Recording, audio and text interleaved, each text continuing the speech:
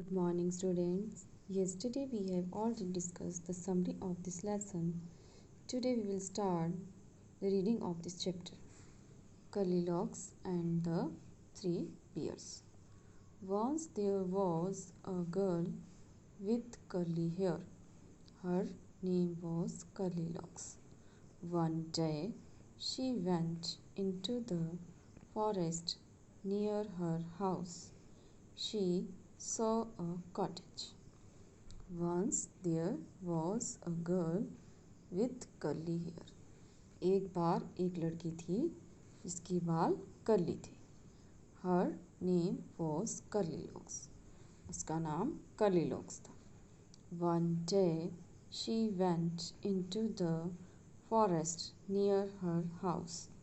एक दिन वो एक जंगल में गई जो उसके घर के पास था. She saw a cottage. Cottage means a small house. उसने एक cottage देखी.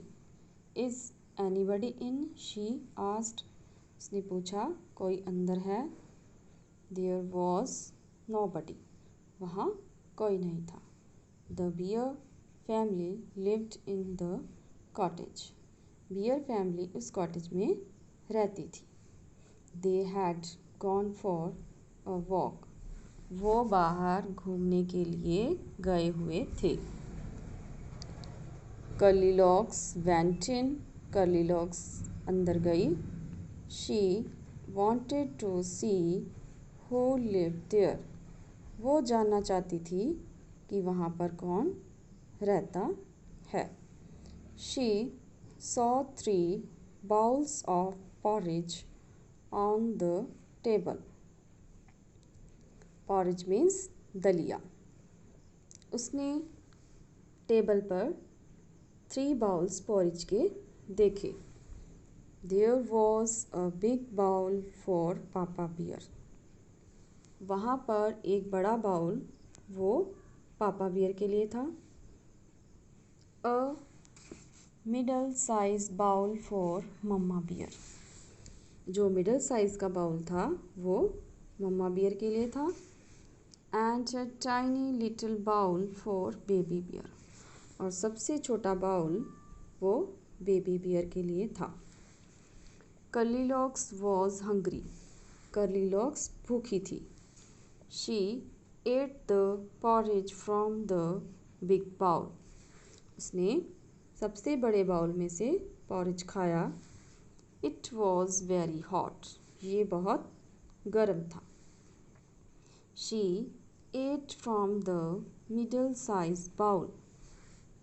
तब उसने मिडल साइज बाउल में से पॉरेज खाया. It was too cold. ये बहुत ठंडा था. She ate from the tiny little bowl. उसने सबसे छोटे बाउल में से दलिया खाया. It was just right. ये बिल्कुल ठीक था. Goldilocks ate up all the porridge. Goldilocks ने सारा porridge खा लिया. Then she went to the bedroom. तब वो बेडरूम में गई.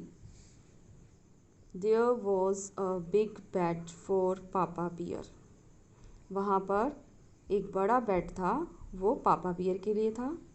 A middle size bed for Mama Bear. Middle size का बेड वो मम्मा बियर के लिए था. And a tiny little bed for baby bear. और सबसे छोटा बेड वो बेबी बियर के लिए था. Okay students, today we will start next paragraphs of this chapter. Thanks, have a nice day.